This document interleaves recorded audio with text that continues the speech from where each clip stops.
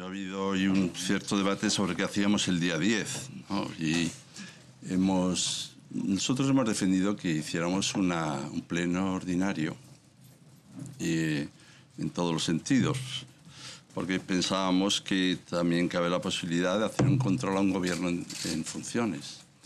De hecho, un gobierno en funciones tiene presidente, tiene consejeros y están cumpliendo su función dentro de las capacidades que les otorga la ley, ¿no? Y lo que queríamos es pensar que eso debe ser también controlado. De hecho, hubo un debate en el Congreso de los Diputados sobre este asunto, como saben, y distintas fuerzas, también ciudadanos, apoyaron el que pudiera controlarse un gobierno en funciones. Nosotros entendemos, por tanto, que lo razonable es que hubiera habido un pleno con total normalidad.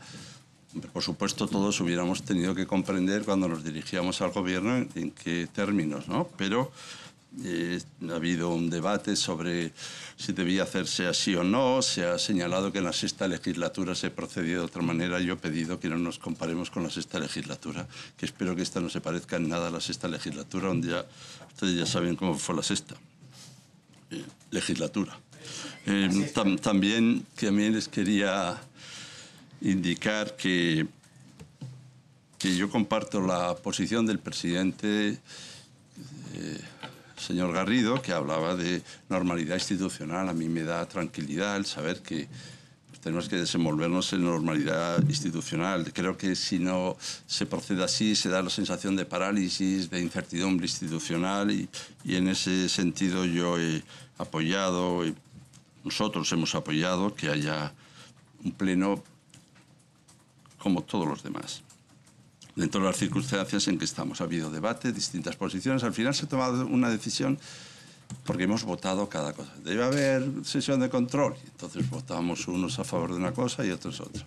Debe haber interpelaciones, debe haber comparecencias. Y al final lo que hemos decidido con este sistema de votación es una cosa que a mi juicio tiene alguna contradicción, pero bueno, por lo visto con contradicciones también se puede vivir, y es que va a haber comparecencias pero no va a haber preguntas de control.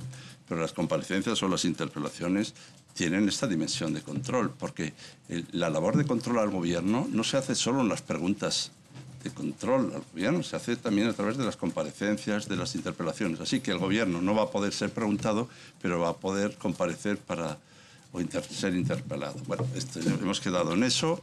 Como resultado de esa votación, nosotros hemos defendido que hubiera pleno con normalidad dentro de la situación que es.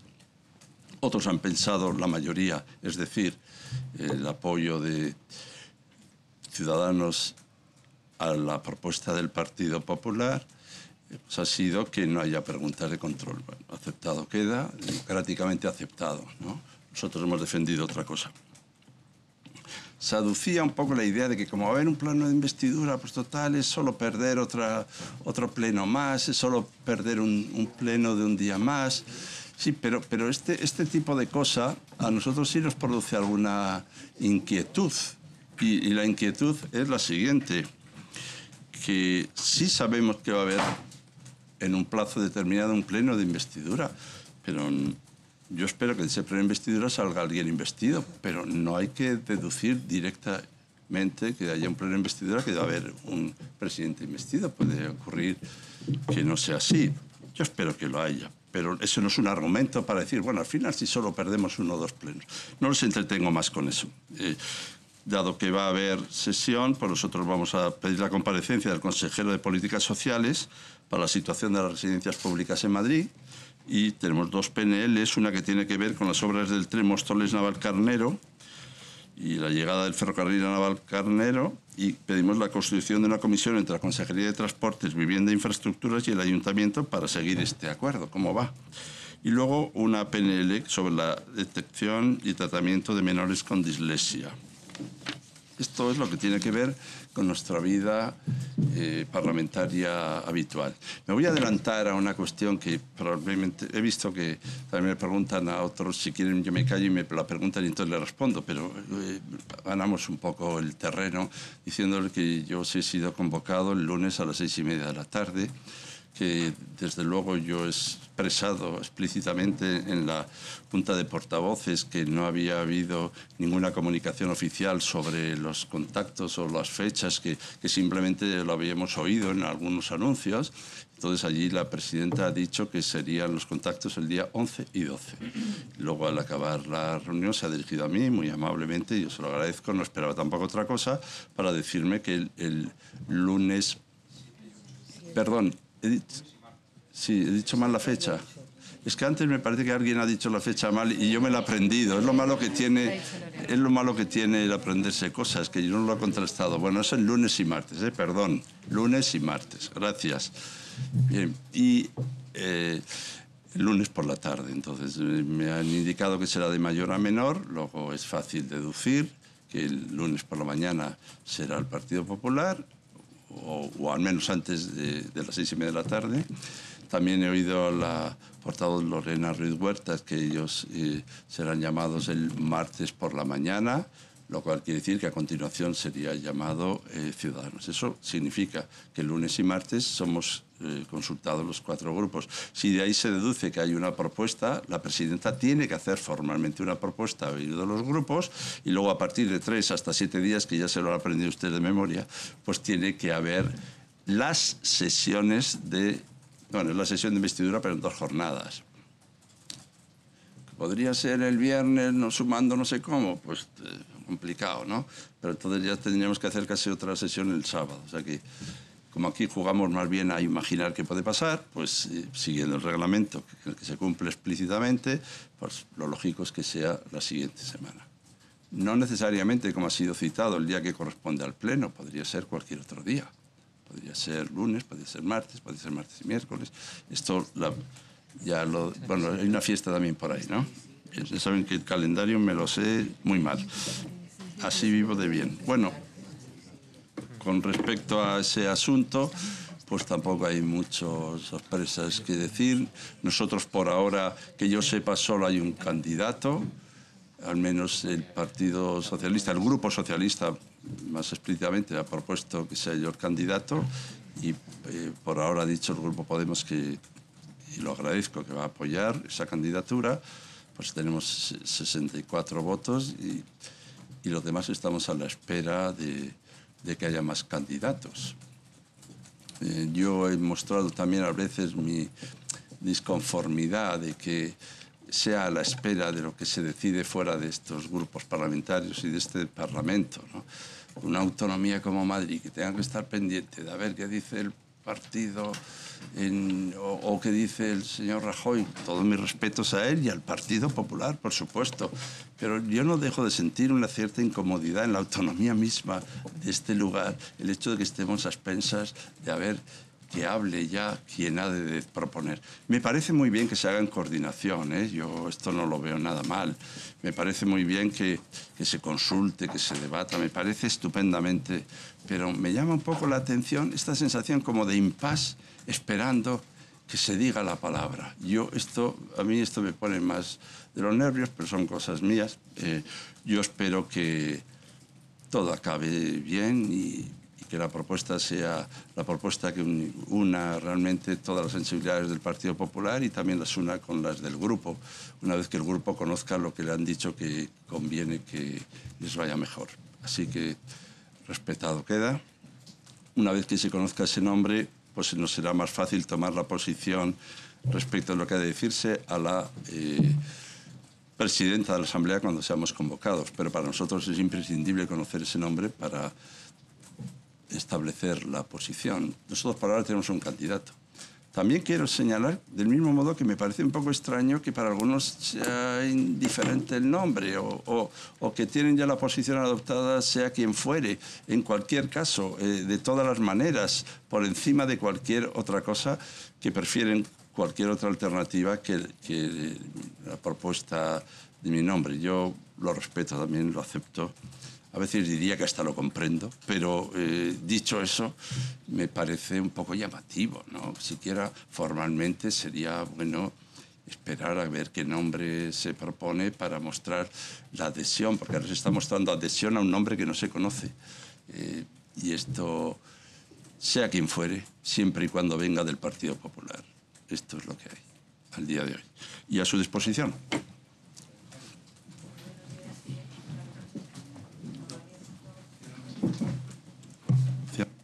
Sí, ahora. Buenos días, señor Gabilondo. Ya con la sesión, con los inicios de contactos con la presidenta de la Asamblea, usted ya nos está marcando que podemos llegar a la próxima semana, la semana de San Isidro, con un nuevo presidente del Gobierno. ¿En qué condiciones llegaría este presidente de Gobierno? ¿Se puede hacer algo estos 8 meses, 9 meses que nos queda por delante o es un Gobierno lastrado? No, yo creo que se pueden hacer cosas, ¿no? Mire, una de las cosas que a mí me preguntaban muchas veces cuando me ha tocado hacer de algunas cosas en la vida, en puestos de responsabilidad, siempre hay personas que con cierta complicidad se acercan a ti como diciendo, ¿qué tal? No se puede hacer nada, ¿verdad? Y digo, pues yo quiero decirles que sí se puede hacer. Y que se puede hacer mucho desde los puestos de responsabilidad. Y que los que están en un puesto de responsabilidad y dicen que no se puede hacer nada, lo que deben hacer es dejar el puesto de responsabilidad. Porque de ahí se deduce que son ellos los que no son capaces de hacer algo estando en el puesto en el que están. Y por eso yo digo, sí se puede hacer. Y se puede hacer mucho. Y se debe hacer mucho en este año. Porque hay muchas urgencias en Madrid. Muchas necesidades de la ciudadanía. Muchas tareas pendientes. Asuntos que tienen que ver desde la regeneración, pasando por el tema de economía, empleo, asuntos que tienen que ver con los servicios públicos, asuntos que tienen que ver con las personas en situación de vulnerabilidad. Ahora que vamos a decirle a la ciudadanía, esperen un momento, que un año se pasa enseguida. Esto es una cosa sencillita. Nosotros, mientras tanto, vamos a ver cómo nos van los asuntos electorales, vamos haciendo más o menos caja aquí o allá y vamos viendo si algo se descompone o se desangra o persiste y revive. Yo por esto defiendo institucionalmente la figura del presidente o presidenta, el que sea elegido, y desde luego no lo tomaré por un interino, ni tomaré la situación por interina. Lo que sí puedo decir es que, según quien fuere, tendrá más o menos hipotecas si lo que desea es consagrar la situación en la que está Madrid o si lo que desea es transformar la situación en la que está Madrid. Y podrá hacer las dos cosas que se ha elegido durante un año. Hombre, lo que no puede hacer es probablemente aplicar el programa absoluto de un partido, pero o seguirá en una inercia o iniciará caminos de transformación. A mí, modestamente, me parece que Madrid necesita un cambio y una transformación. Pero bueno, eso me lo parece a mí. Otros que consideran que no, que Madrid va muy bien y que lo que hay que hacer es por seguir en esta inercia estupenda en la que estamos.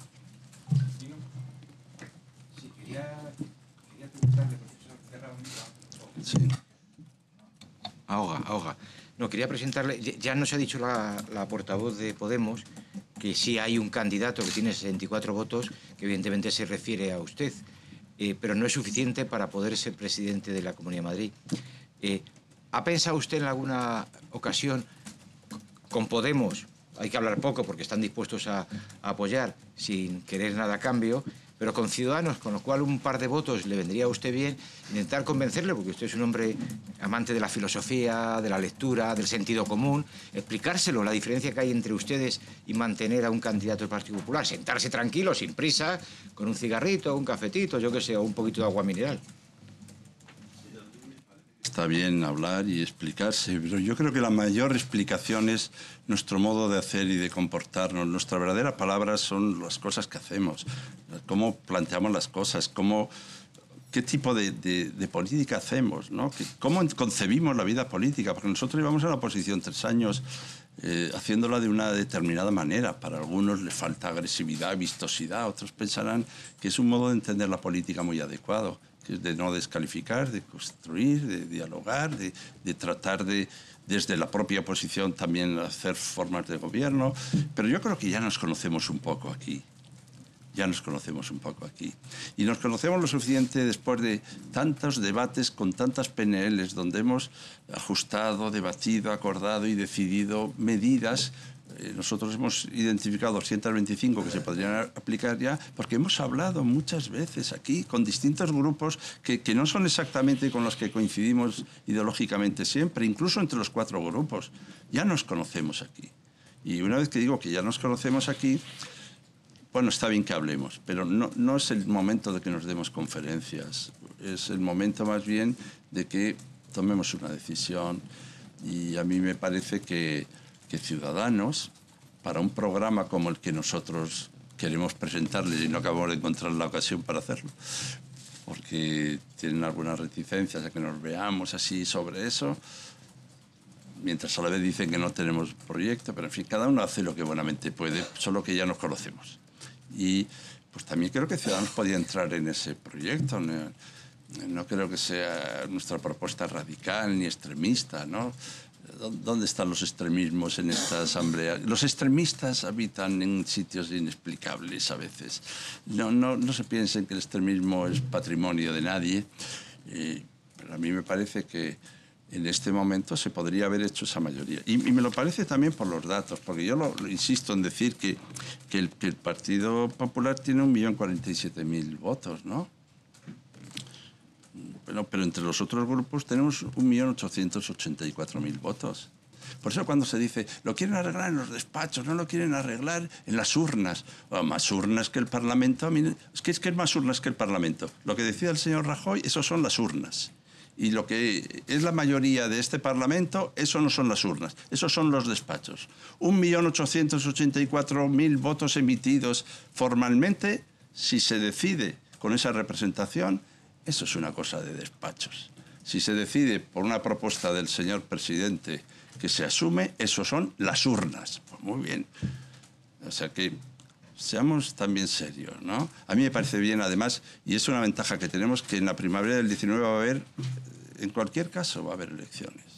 Pues ya lleguemos a esas elecciones habiendo afrontado siquiera estos problemas inmediatos de la ciudadanía y en condiciones de serenidad institucional para que luego voten los ciudadanos lo que quieran. Yo no estoy diciendo que con mi candidatura no va a haber elecciones en la primavera del 19. Ni estoy diciendo que yo estoy aquí porque he venido de mi casa y me he sentado aquí. Es que 807.000 personas nos votaron. Ni estoy diciendo que hagamos una mayoría de amigos que nos hemos conocido en no sé qué sitio. Es la mayoría de las urnas. Y sobre eso, además, recuerdo otra cosa, por si alguno se lo ha olvidado. La señora presidenta anterior fue elegida por el mismo procedimiento, por los mismos diputados, en el mismo sitio y con los mismos resultados electorales. Se hizo igual. Tan legítima es aquella investidura como esta. Así que anuncio que salga quien salga elegido presidente, merecerá todo nuestro respeto institucional, toda la legitimidad para serlo y todas las competencias que tiene como presidente para ejercerlas, y no lo consideraremos ni un inquilino, ni un señor de transición, ni alguien o una señora, ni alguien que está allí interinamente, sino el presidente de la Comunidad de Madrid. Y ya anticipo que así lo haremos, sea quien fuere. Pero esto es lo que espero que hagan los demás también, ¿no?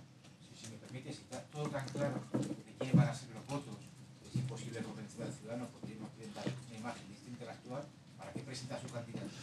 No, pero yo no he dicho que es imposible convencer a Ciudadanos. Yo creo que Ciudadanos sobre todo tienen que convencerse ellos a sí mismos, no con las conferencias que yo dé, sino que ellos con que se oigan las cosas que dicen en relación con la regeneración, con que se oigan las cosas que dicen en relación con la crítica al Partido Popular, con que se oigan las cosas que dicen sobre el estado de descomposición del Partido Popular, que las dicen ellos, que esas palabras no las digo yo, las dicen ellos.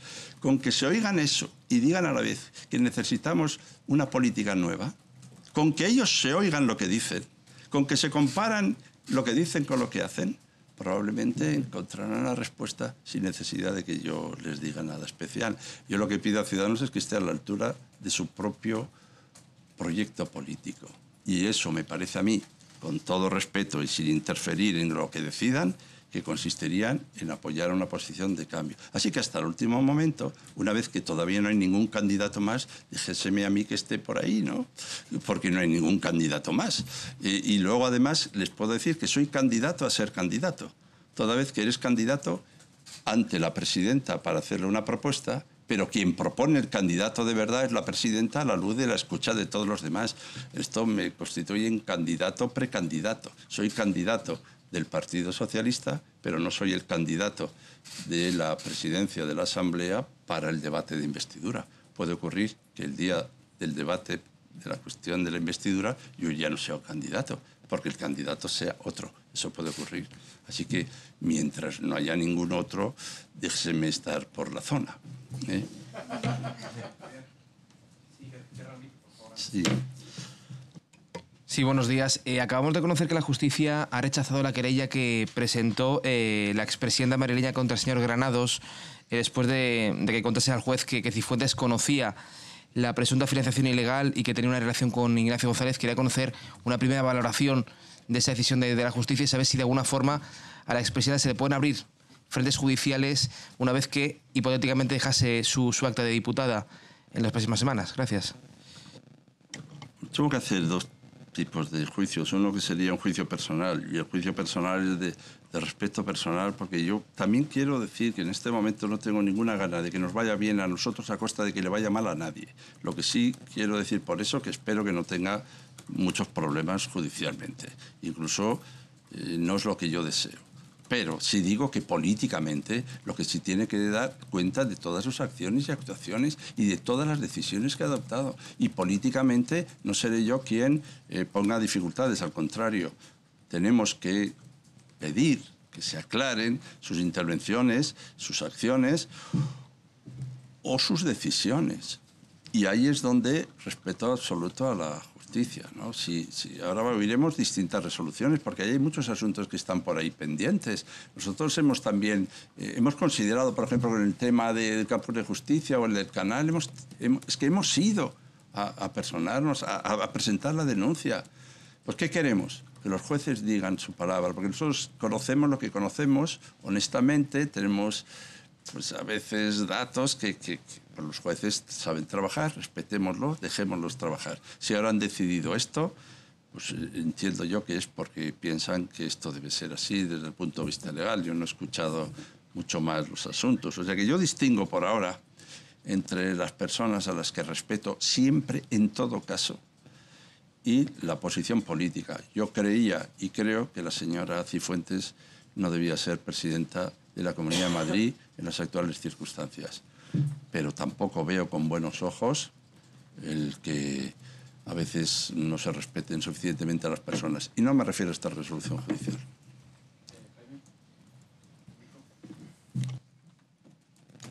Buenos días, señor Gabilondo. Quería preguntarle, al igual que hemos hecho con el resto de grupos, primero si ya ha tenido la posibilidad de leer o ha tenido acceso al informe del jefe de seguridad de la Asamblea de Madrid respecto al dispositivo policial que se desplegó aquí el 19 de abril con motivo de la, de la visita de la ya expresidenta de la Comunidad de Madrid aquí, con un despliegue de policial que, como bien usted sabrá, fue bastante anómalo, a pesar de lo que textualmente dice en ese informe, diciendo que fue un despliegue ordinario dentro de las características que siempre se han de concurrir en temas de seguridad, tanto para plenos ordinarios como extraordinarios. Ese informe, lo que más nos ha sorprendido, sobre todo a la comunidad de periodistas de aquí, es que se nos echa la culpa de haber incumplido un acuerdo previo.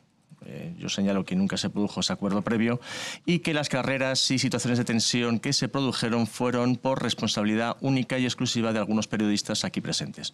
Quiero preguntarle si puede hacer alguna valoración sobre el tema, a pesar de que la mesa de la Asamblea aún no ha tratado formalmente este informe. Muchas gracias.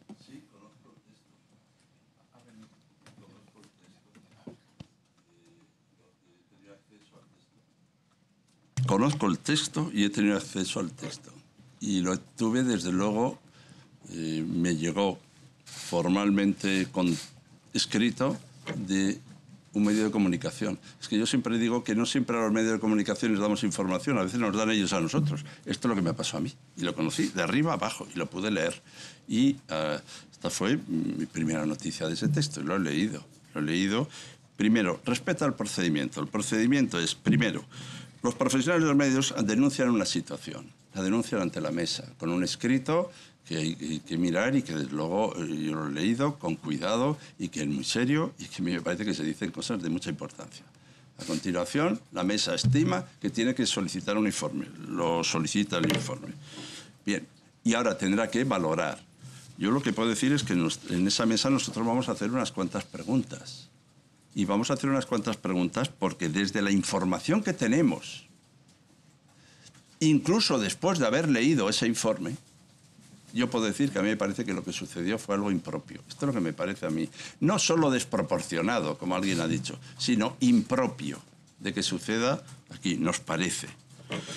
Que si estos son los habituales en la Cámara, pues si son los habituales en la Cámara, yo les quiero felicitar por la discreción con que han hecho estas cosas, porque yo no veo nada habitual en lo que sucedió, sinceramente. Igual lo han hecho siempre así y solo ese día se les nota un poco más, pero yo creo que no fue así. Lo creo honestamente, me parece que no son habituales en esta Cámara. Y además quiero decir otra cosa. Lo diremos en la mesa, pero a mí me preguntan y yo contesto. A mí no nos parecen aceptables, pero no nos parecen aceptables desde la información de que disponemos. Si en la mesa hay mejor información y mayor y distinta, no nos cambiaremos. Yo creo que la libertad de prensa, el libre acceso a las dependencias de la Asamblea y a todos nosotros, el acceso a todos nosotros. Ustedes están representando el derecho a la información cuando nos preguntan. Y el derecho a la información que tienen todos los ciudadanos. Pues lo que les puedo decir es que al día de hoy ni me parecen aceptables, ni los habituales, ni me parecen propio lo que se ha hecho. Ahora, añado también otra cosa que me ha llamado un poco más la atención. Los riesgos que por lo visto estamos aquí corriendo. Porque una cosa es que ya se dijo que la propuesta que hacíamos de mi candidatura era una amenaza para la sociedad madrileña y yo, la verdad es que les decía, yo nunca he sido una amenaza, pero vamos, no sabía lo que era ser una amenaza, pero por lo visto es una amenaza. Pero yo pregunto aquí, ¿de quién se nos pretendía proteger? ¿De qué riesgos se nos estaban protegiendo? Porque he visto que se invoca sí, el nivel de alerta antiterrorista, pero si hay algunos riesgos especiales que no sabemos, yo lo que pido es que se nos comuniquen, ¿no? ¿Y quién tomó la decisión? Fue una decisión del Gobierno, de la Mesa, de la Presidenta, de los equipos de seguridad, del Ministerio del Interior. Un poco quién tomó la decisión. Que alguien asuma esa responsabilidad y diga, lo hicimos nosotros por estas razones, porque a mí me parece que la seguridad es muy importante, la seguridad de la Presidenta es muy importante y, por tanto, que se tomen medidas respecto a los profesionales de seguridad que hacen su trabajo y demás. Pero también respeto a este lugar, que esto es el Parlamento, que esto es la Asamblea de Madrid, que este es el depositario del espacio del poder de los ciudadanos y que ustedes están trabajando para hacer valer el derecho de esos ciudadanos a la información. Por eso, en espera de mejores explicaciones, en espera de información sobre los riesgos que estábamos corriendo ese día, en espera de saber de dónde nos venían esos riesgos.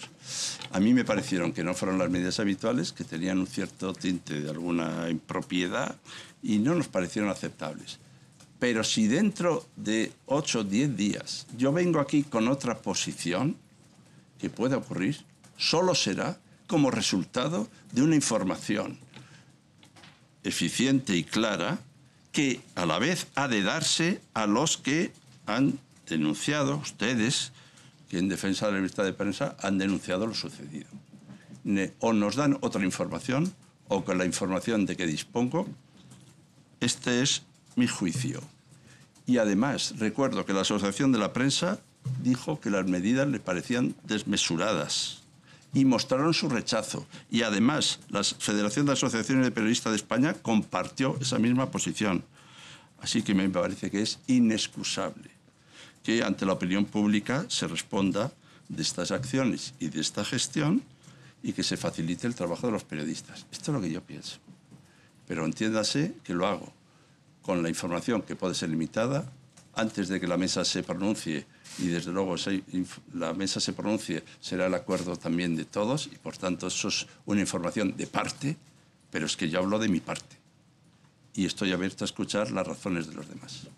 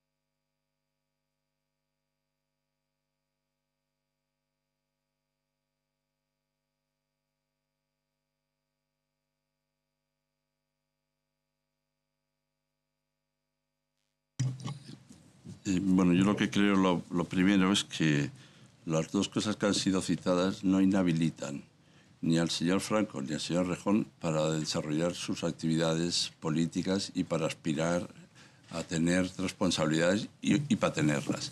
Pero también quiero señalar que con respecto a lo que sucedió en la mesa se decidió, desde luego, que podía tenerse acceso al documento original del señor Franco, José Manuel Franco, y se decidió, desde luego, nosotros no votamos en contra de que se pudiera ver eso.